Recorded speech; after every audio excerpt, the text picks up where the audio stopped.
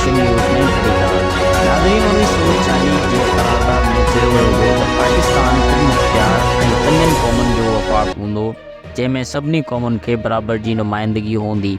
पर अफसोस त पाकिस्तान हिकु अंग्रेज़ army chief general Frank Maheshwari जी निगरानीअ में 1947 ईस्वी में ठहियो ऐं अंग्रेज़नि जी मार्शल रेस जंहिंजी माना आहे वफादार जेका पंजाबियुनि ते मुश्तमिल हुई। नाज़रीन 75 साल गुज़रण खां पोइ बि 5 करोड़ सिंधी क़ौम मां हिकु बि माण्हू अहिल न आहे जेको पाकिस्तान जी फ़ौज जो सरबराह थी सघे, पर उन जे उबतड़ ठगनि ढोरनि वांगुरु अफ्रीका मां ग़ुलाम थी आयल कारे नस्ल जो पहिरियों अफ्रीकी ऐं अमरीकी हथियारबंद फ़ौज जो चार्ल्स क्विंटन ब्राउन जूनियर जंहिंजी पैदाइश 1962 ॿुधाई पई वञे एयरफोर्स जो चीफ ऑफ स्टाफ मुक़ररु थियो आहे। ईवान में वोटिंग दौरान संदसि हक़ में 83 ऐं ख़िलाफ़ 11 वोट कास्ट थिया।